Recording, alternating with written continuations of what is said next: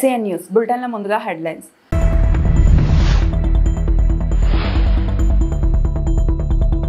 శుభాంశు శుక్లా అనుభవం గగన్యాన్కు అవసరం ప్రధాని మోడీ.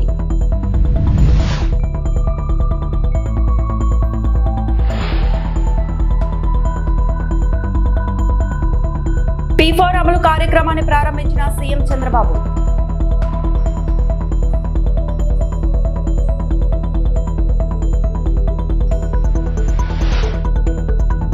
ప్రకాశం బ్యారేజ్ వద్ద ఉధృతంగా కృష్ణమ్మ మొదటి ప్రమాద హెచ్చరికలు జారీ.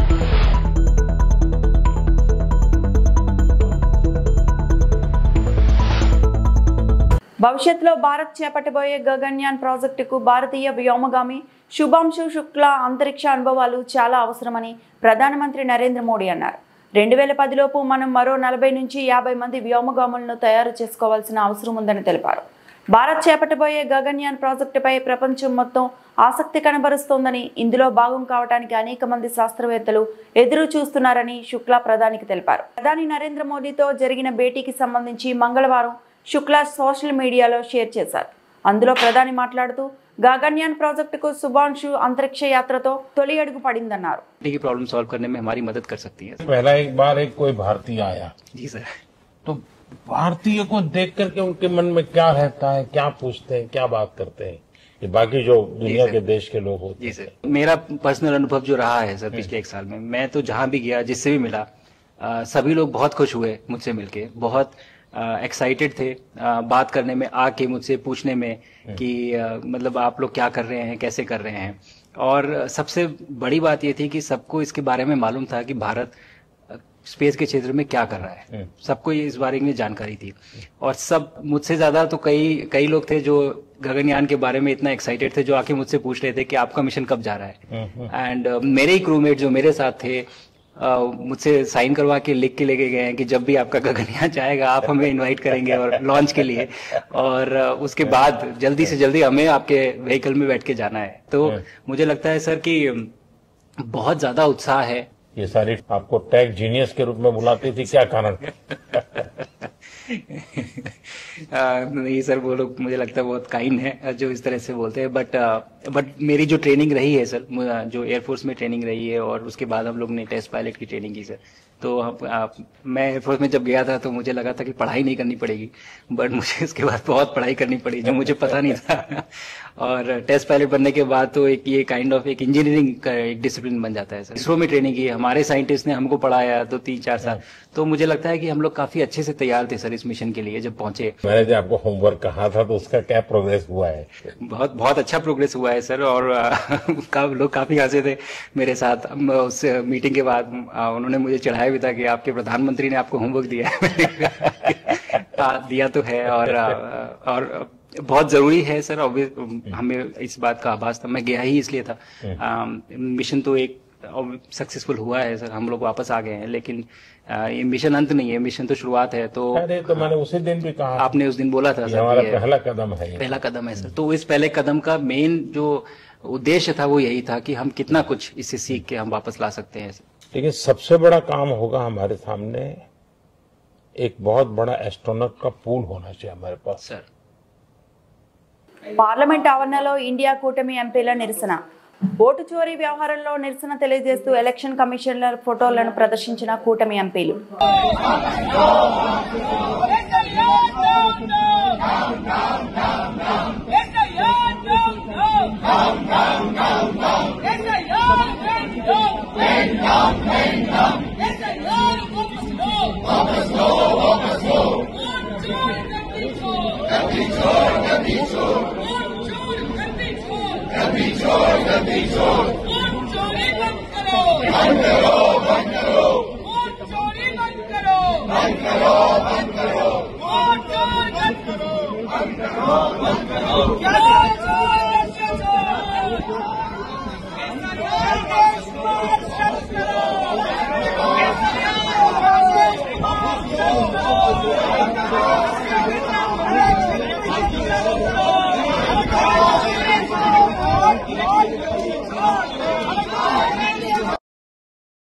ఏపీలో పేదరిక నిర్మూలన కోసం ప్రభుత్వం తీసుకొచ్చిన P4 అమలు కార్యక్రమాన్ని సీఎం చంద్రబాబు ప్రారంభించారు.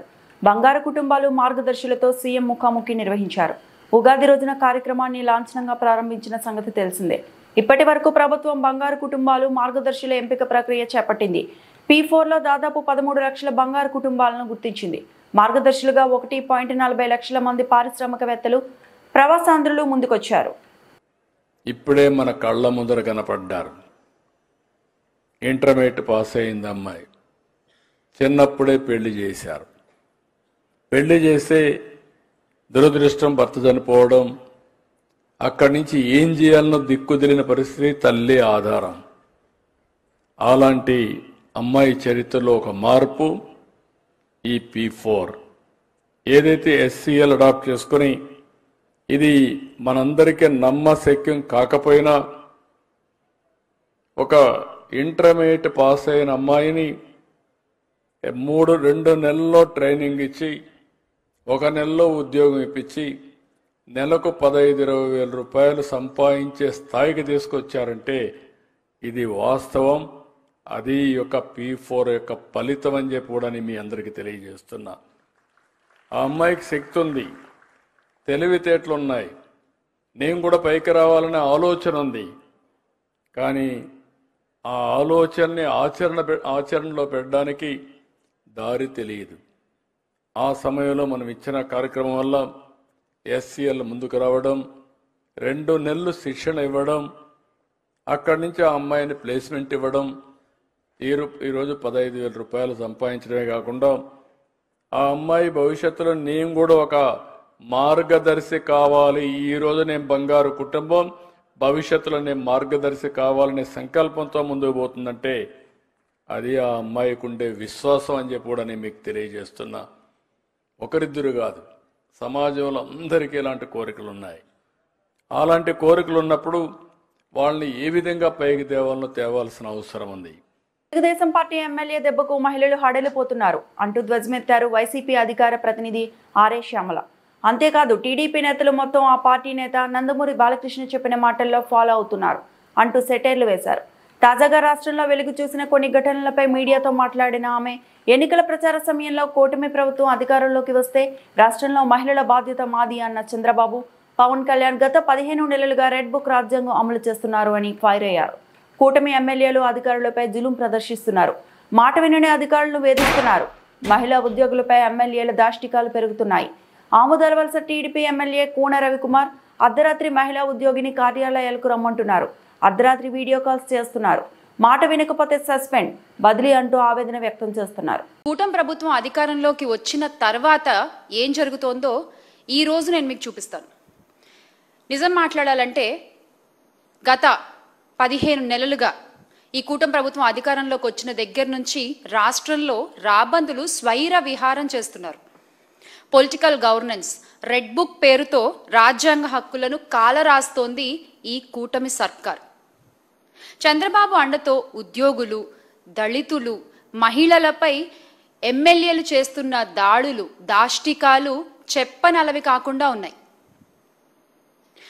ఏ అధికారం లేకున్నా కూడా ఉద్యోగులపై కూటమి ప్రభుత్వంలో కూటమి ఎమ్మెల్యేలు ఎందుకు అధికారాలు చెలాయిస్తున్నారు? అసలు ఉద్యోగులపై అధికారం చెలాయించే హక్కు ఎమ్మెల్యేలకు ఎవరిచ్చారు? మాట వినని ఉద్యోగులపై వేధింపులు, బదిలీలు. నిన్నటికి నిన్న చూసుకుంటే కేజీబీవీ ప్రిన్సిపల్ను వేధిస్తూ ఆముదాల వలసలో ఎమ్మెల్యే కూన రవికుమార్ గారి ఉదంతం మనం మాట్లాడాలి ముందుగా. అంటే కూటమి ప్రభుత్వం వచ్చిన నాటి నుండి రాష్ట్రంలో ఇందాక నేను చెప్పినట్టు దళితులు, ఉద్యోగులు, అందులో మహిళా ఉద్యోగుల పట్ల ముఖ్యంగా ఈ ఎమ్మెల్యేలు చేస్తున్న ఒత్తిడి, ఈ ఎమ్మెల్యేలు చేస్తున్న దారుణాలు, బెదిరింపులు, దాష్టికాలు ఒక్కొక్కటి పెరిగిపోతూనే ఉన్నాయి. ఆ బాధితురాలు, ఆ కేజీబీవీ ప్రిన్సిపల్ సౌమ్య గారి మాటలు వింటే, అంటే రాత్రి 10:30 తర్వాత కూడా కార్యాలయానికి పిలిపించుకుని పనుల సాకుతో, పనుల వంకతో ఆవిడ్ని అక్కడే ఉంచుకుంటూ, ఇదేంటి అని ప్రశ్నిస్తే ఆవిడ్ని బెదిరిస్తూ వాళ్ళ అనుచరులను ఇంటికి పంపించి ఏం చేద్దామని అర్ధరాత్రులు వీడియో కాల్స్ చేస్తూ, అంటే ఒక మహిళా ఉద్యోగిని అర్ధరాత్రులు మీ కార్యాలయాల్లో అలా తిప్పుకోవచ్చా? అలా ఉంచుకోవచ్చా? ఏమన్నా అంటే పనులు చేయించుకుంటామంటూ సాకులు చెప్తారా? వీడియో కాల్స్ అర్ధరాత్రి చేస్తారా? ఏ ప్రభుత్వంలోనూ చూడలేదు మరి ఇలాంటి ఒక పనితనం. కూటమి ప్రభుత్వంలోనే చూస్తున్నాం. అంటే ఎమ్మెల్యే కూన రవికుమార్ గారు ఒక్కరే కాదు, రాష్ట్రంలో చంద్రబాబు కూటమి సర్కారు వచ్చిన నాటి నుండి పొలిటికల్ గవర్నెన్స్ రెడ్ బుక్ రాజ్యాంగం అమల్లో భాగంగా ఎమ్మెల్యేలు కూటమి రాబందుల మాదిరిగా స్వైర విహారాలు చేస్తున్న ఒక్కొక్కటి మనం ఈరోజు మాట్లాడుకుంటూ వద్దాం. మాట వినకపోతే సస్పెండ్, మాట వినకపోతే బదిలీ, మాట విన్నావా నెత్తినెక్కించుకుని ఊరేగడం, మీకు నచ్చినట్టు అధికారుల్ని మీ కాళ్ల కింద చెప్పులుగా పెట్టుకోవడం. ఈ అధికారాన్ని చంద్రబాబు నాయుడు గారే ఎమ్మెల్యేలకు ఇచ్చారు. ప్రభుత్వ ఉద్యోగుల్ని ఎమ్మెల్యేల కాళ్ల కింద చెప్పులుగా పెట్టేసిన ఘనత గౌరవ ముఖ్యమంత్రి వర్యులు శ్రీ నారా చంద్రబాబు నాయుడు గారికే దక్కుతుంది. ఈరోజు రేషన్ కార్డ్ దగ్గర నుంచి ఈ రోజున రాష్ట్రంలో ఏ అర్జీ పెట్టుకోవాలన్నా కూడా మహిళలు ఎమ్మెల్యేల దగ్గరికి, వాళ్ల సంబంధిత అనుచరుల దగ్గరికి వెళ్ళి మొరపెట్టుకోవాల్సిన పరిస్థితి. ఇలాంటి పరిస్థితి ఇంతకు ముందు జరిగిందా? ఇంతకు ముందు ఉందా? ఉద్యోగులకు ఏ అవసరం వచ్చినా, అంటే చివరికి నిబంధనల ప్రకారం వారికి చేయాల్సిన పనులు కూడా ఆ పై అధికారులు చేయాలంటే ఎమ్మెల్యేల దగ్గరకు, నాయకుల దగ్గరికి వెళ్ళి అడుక్కోవాలన్నమాట. ఇది ఈ రోజున పరిస్థితి. మహిళల మీద వినకపోతే దారుణాలకు దిగజారడము, వేధింపులకు పాల్పడ్డం. ఉద్యోగ భయంతో తమ ప్రాణాలకు హాని తలపెడుతున్నారు అని చెప్పి పోలీసులతో మొరపెట్టుకున్నా కూడా పోలీసులు పట్టించుకోని పరిస్థితి ఈ రోజున రాష్ట్రంలో మనం చూస్తూ ఉన్నాం. ఇక్కడ కనుక మనం చూసుకున్నట్లయితే పల్నాడు ఎస్పీకి ఫిర్యాదు చేసేందుకు అంబులెన్స్లో వచ్చింది రోసమ్మ గారు. మీరు చూడొచ్చు, టీడీపీ మహిళా నేత నుండి నన్ను కాపాడండి బాబోయ్ అంటూ మొరపెట్టుకుంటోంది ఆవిడ. ఎగువ ప్రాంతాల్లో కురుస్తున్న వర్షాలతో కృష్ణానదికి వరద ప్రవాహం పెరుగుతోంది. విజయవాడలో ప్రకాశం బ్యారేజ్ వద్ద కృష్ణమ్మ ఉధృతంగా ప్రవహిస్తోంది. బ్యారేజీకి 3.91 లక్షల క్యూసెక్ల ఇన్ఫ్లో ఉండగా అంతే మొత్తంలో దిగువకు విడుదల చేయనున్నారు. బ్యారేజీ 1వ గేటు మూసి 69 గేట్లను పూర్తి స్థాయిలో ఎత్తి నీటిని విడుదల చేస్తున్నారు. వరద ఉధృతి కారణంగా మొదటి ప్రమాద హెచ్చరిక జారీ చేశారు. లంక గ్రామ ప్రజలు అప్రమత్తంగా ఉండాలని విపత్తు నిర్వహణ సంస్థ హెచ్చరికలు జారీ చేసింది.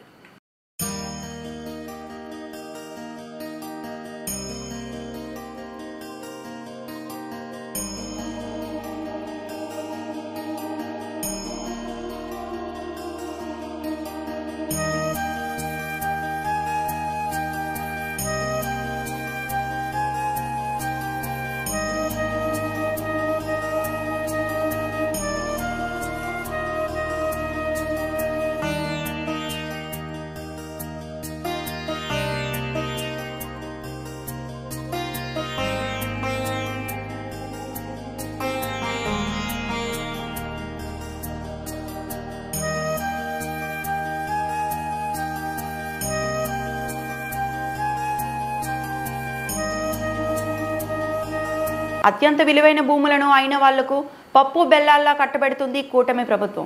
ఏ ప్రలోభం మతలబు లేకుండా వేల కోట్ల విలువైన భూములను కంపెనీలకు కట్టబెడుతున్నారా?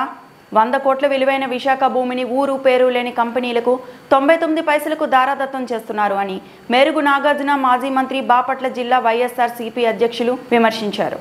విశాఖపట్నం గాని, కర్నూలు గాని, రాజమండ్రి గాని, తిరుపతి గాని ఎక్కడైనా అత్యంత విలువైన భూములు కూడా పప్పు బెల్లాల్లాగా అయిన వాళ్ళకి కట్టబెట్టడం అంటే కూటమి ప్రభుత్వానికే చెల్లుతుంది. ఎందుకంటే ఏ ప్రయోజనం ఆశించి చంద్రబాబు నాయుడు గారు ఈ భూపందేరానికి బరి తెగించారో సమాధానం చెప్పమని అడుగుతా ఉన్నా. దీంట్లో ఏ కిట్ప్రోకో లేకుండా, ఏ మతలబు లేకుండా వేల కోట్ల విలువైన భూములు తక్కువ ధరలకే కంపెనీలకు అప్పచెప్పటం, ప్రజలకు ఏం సమాధానం చెప్తారో చెప్పమని చెప్పేసి నేను డిమాండ్ చేస్తా ఉన్నా. ఎకరా 100 కోట్లు చేసే విశాఖపట్నంలో భూమి 99 పైసలకే ఎలా కట్టబెడతా ఉన్నారు, సమాధానం చెప్పమని చెప్పేసి అడుగుతా ఉన్నాం. 1 కాదు 2 కాదు, 100 ఎకరాలు ఈరోజు ఈ రాష్ట్రంలో భూ పందేరం చేస్తామంటే విశాఖ నడిబొడ్డును కానీ లేకపోతే ప్రెడామినెంట్ ప్లేసెస్ లో భూమిని పందేరం చేస్తా ఉన్నారంటే ఏ ఉద్దేశంతో చంద్రబాబు నాయుడు గారి ప్రభుత్వం మరి కంపెనీలకు అప్పచెప్తా ఉందో సమాధానం చెప్పమని అడుగుతా ఉన్నాం. ఈరోజు ఈ భూములు ఎవరికి ఇస్తున్నారు? ఇచ్చే కంపెనీలు ఏమన్నా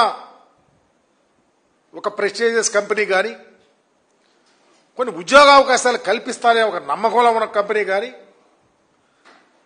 లేకపోతే బడా రియల్ ఎస్టేట్ కంపెనీలకి మీరేమైనా దారాదత్తం చేస్తా ఉన్నారా? ఆలోచించమని అడుగుతా ఉన్నా. ఏ కంపెనీలకు మీరు భూములు ఇస్తా ఉన్నారో.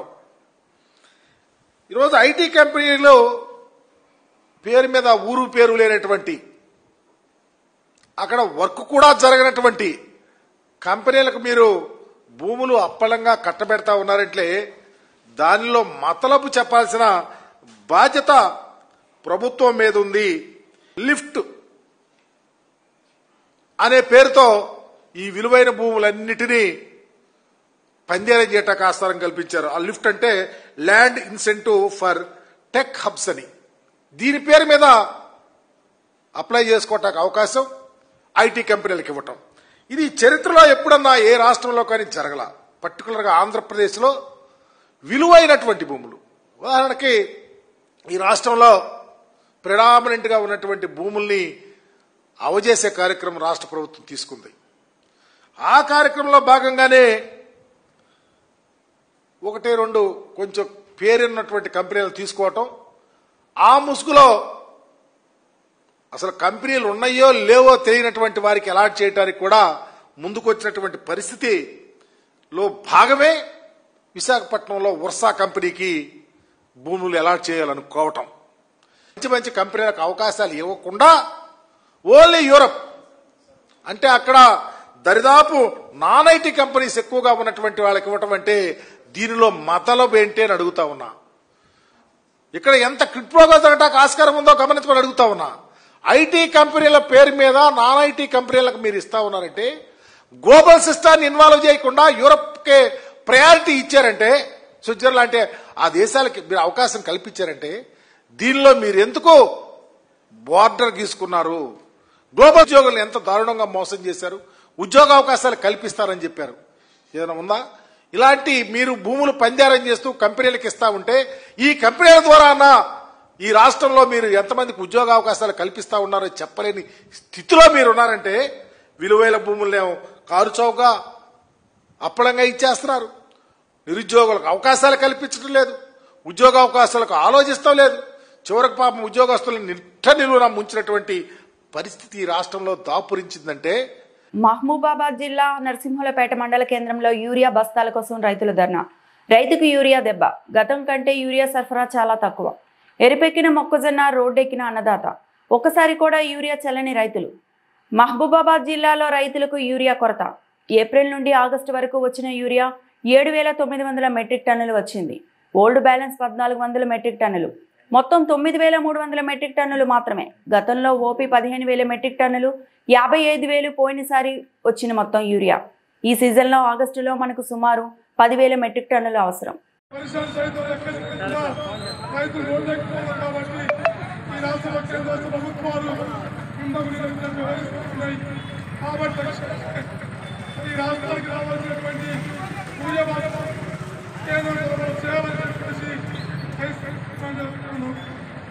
నిర్దేశించి సిపిఎం పార్టీ జిల్లా సభ్యులు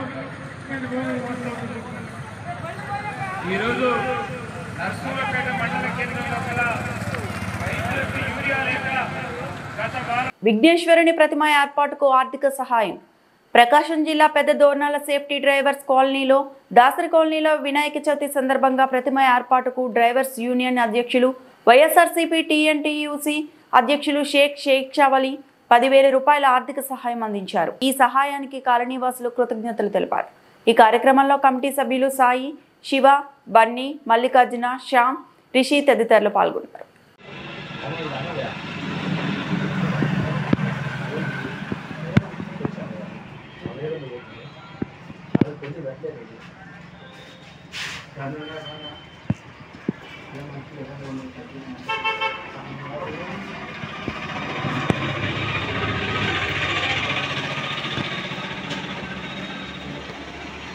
రాజన్న సిరిసిల్ల జిల్లా వేములవాడ శ్రీ రాజరాజేశ్వరి స్వామి వారిని దర్శనం చేసుకుని ప్రత్యేక పూజలు జరిపించిన మాజీ ముఖ్యమంత్రి కల్వకుంట్ల చంద్రశేఖరరావు సతీమణి శోభమ్మ మనమడు హిమాంశు.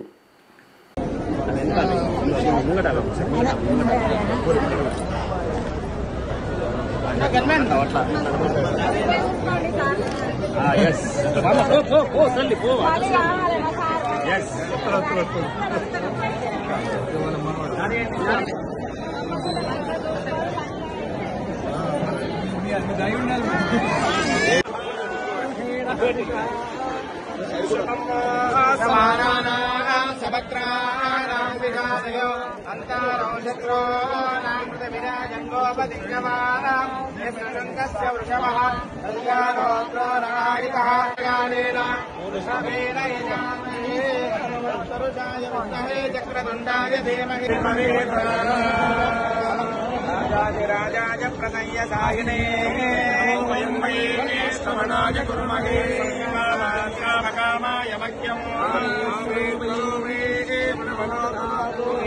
వైశ్రవణాయ.